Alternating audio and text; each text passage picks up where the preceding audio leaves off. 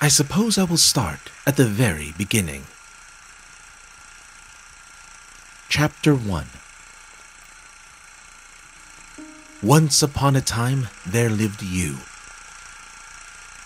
Despite his unusual name, his life was hardly any different from others. It was an unusually usual day when he was getting ready to go to work. Do not go away. Let's try once more. Too late.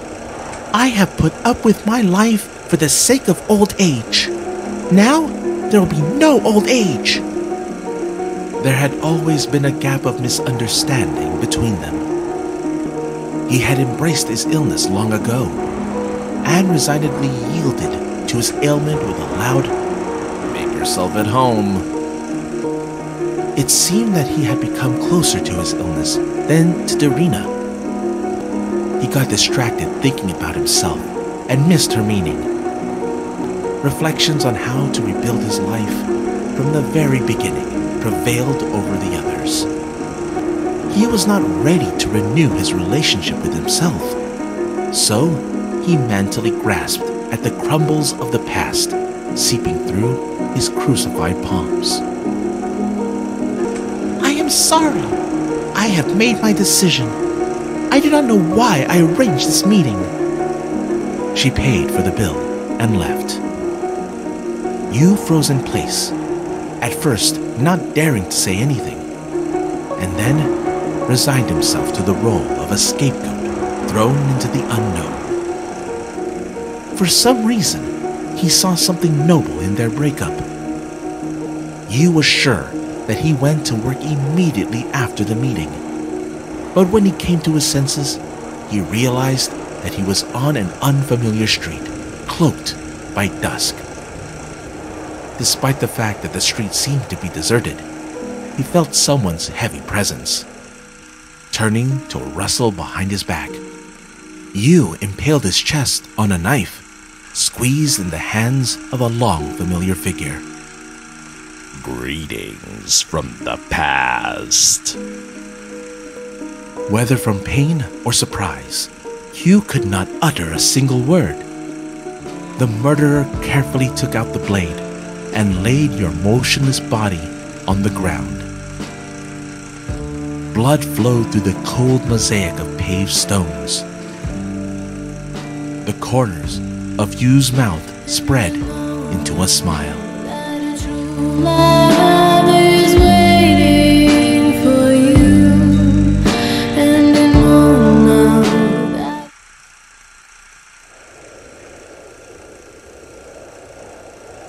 You hurried to the cafe. It is uncertain whether he actually wanted to find her there or hoped for the opposite.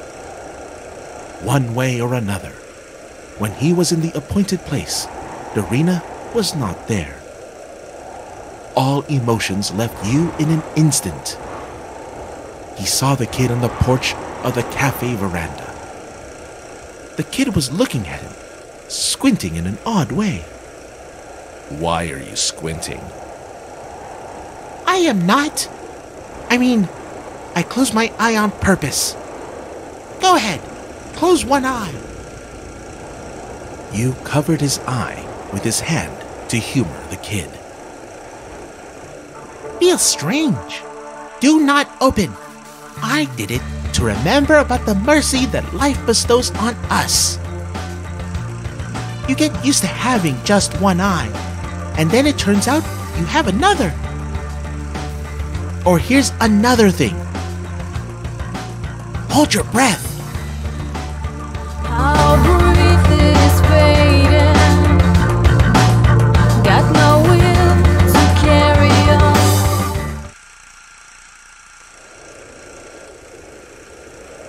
You hurried to the cafe. It is uncertain whether he actually wanted to find her there or hoped for the opposite. One way or another, when he was in the appointed place, Darina was not there. However, he saw a familiar kid on the porch of the cafe's veranda. His injured knee was bandaged with a similar handkerchief with Yu's initials on it. Yu's mind was clouded.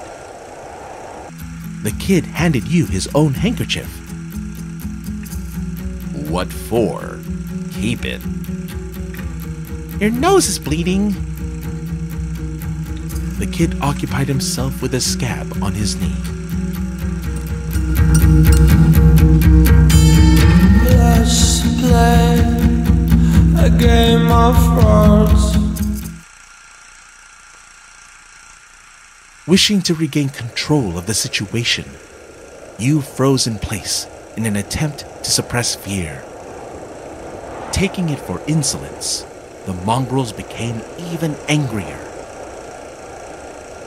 Without slowing down, one of the dogs jumped and grabbed your throat. The barking slowly died down. His father yielded a piercing shout. Silence. Why do I feel fear? All the shining neon. Why? Yu tried to run away, but he barely took a couple of steps and stumbled, falling flat on the ground. As soon as he stretched out on the pavement, the dogs lost all interest in him. Everything that happened seemed to him insanely familiar, bringing back his childhood memories. Holding onto his neck and feeling old scars against his palm, Yu looked at his ragged suit. His head was buzzing from pain. Glancing at his watch, he wondered if it was appropriate to go to work looking like that.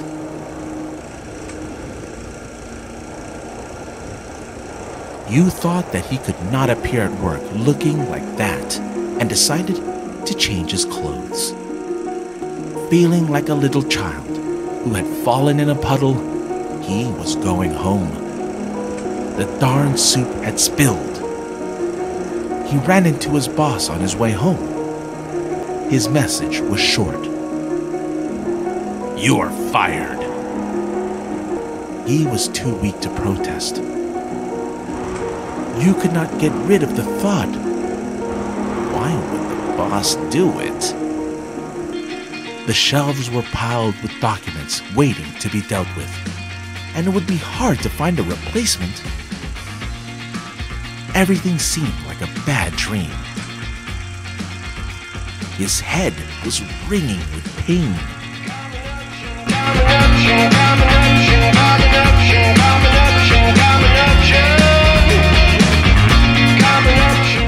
Chapter 2.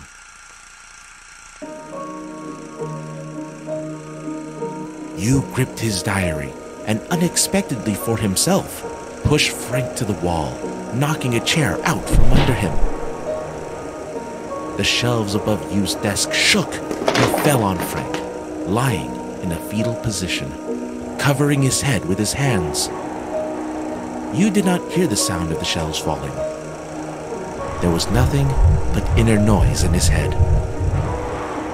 Engulfed with righteous anger, Yu stood over the defeated guard. The holes from the missing parquet boards under his head were slowly filled with crimson stream. This town you are, oh, I was lost.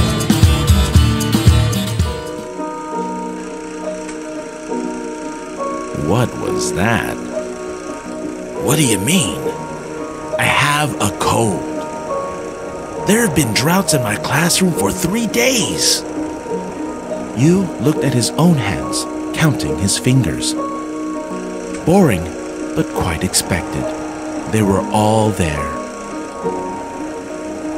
He was clearly weaker than his friend was, but, having lost control of himself, he grabbed Max by the front of his shirt, which led to a clumsy brawl. Max pushed Yu against his shoulder in an attempt to break away.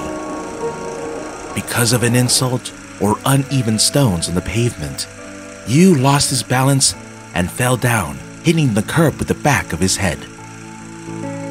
As if examining a painting, Yu fixed his dying look on his fingers and counted them. He counted them again and again. I can't help it. Chapter 3.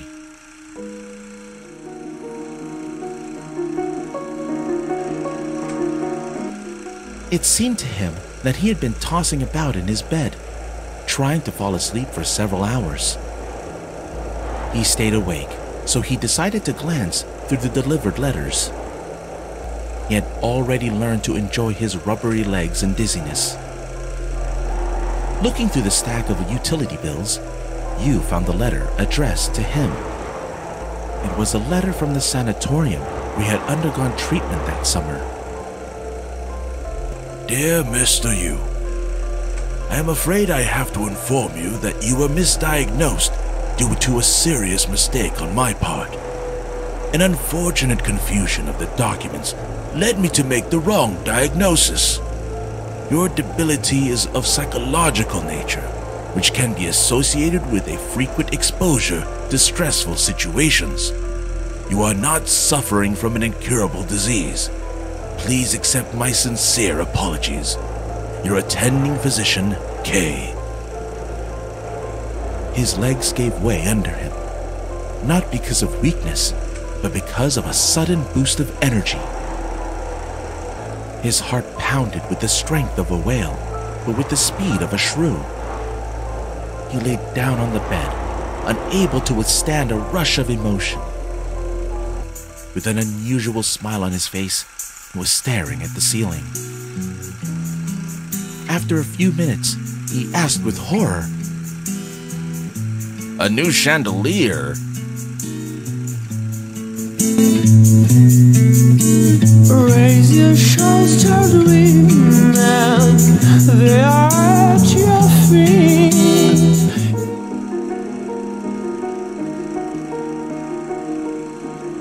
Yu confirmed the insurance payout to his metaphysical colleague. What guided him when making such a decision? Did it evoke his sense of justice, compassion, selfishness, or maybe shame?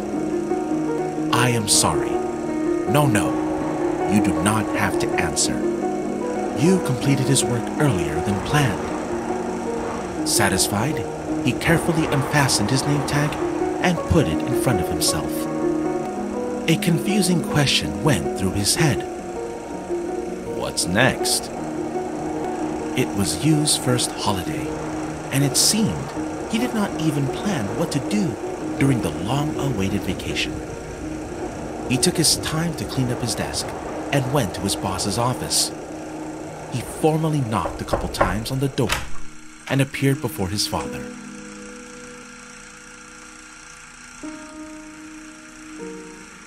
Is there anything else I can do? If you have processed the last papers, then you need to fill out the statements. I already have. Wait, has your holiday just started? Look at the time. It is the end of the workday. You can go. I dismiss you. I will work some more. As you wish. Take it easy on the coffee. Yu took a folder with the statements and turned to leave. Fearing he might appear too soft, the father added, I do not need a stroke here. A satisfied smile flashed through Yu's face. I know, Father.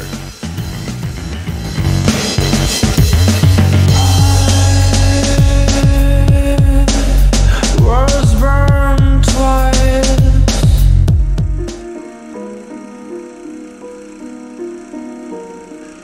Can I go now? I have processed all the documents. The father glanced first at the calendar, then at the clock. It took him a while to realize why his son was asking him that. Yes, you are dismissed. There was an awkward pause between the family members.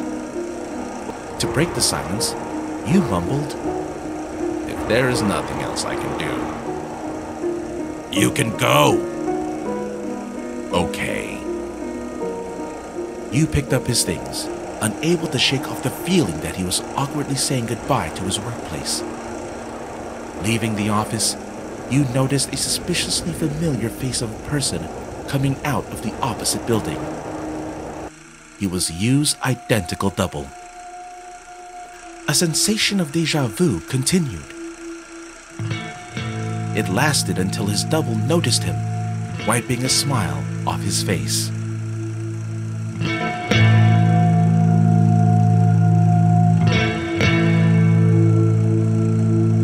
Perhaps I look timid.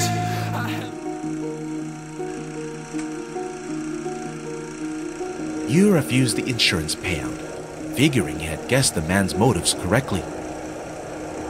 What guided him when making such a decision? Did it evoke his sense of justice, arrogance, selfishness, or maybe envy? His desktop got empty. He completed his work earlier than planned. Yet, he was dissatisfied. He felt that he had missed something. Not knowing what to do with himself, he went to his boss's office. He politely knocked a couple times on the door and appeared before his father.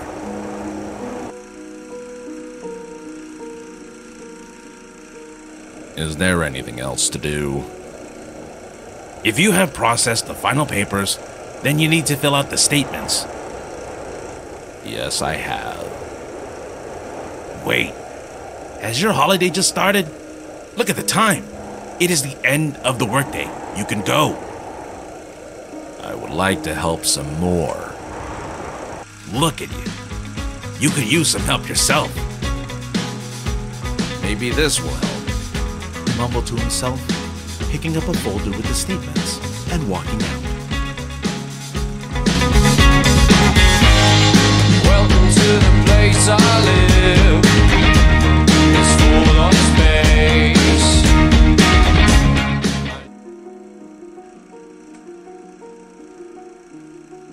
Can I go? I have processed all the papers. Taking the question as insolence, his father glanced at the calendar, then at the clock. You are dismissed. Not quite realizing what to do next, Yu paused to think. You can go. Picking up his things, Yu left the office. Was he really on holiday? As soon as he stepped over the threshold, he felt unwell. His chest rattled like a moving train. Please help my heavy head. It seems that my headache just now lets me be free, so I can open my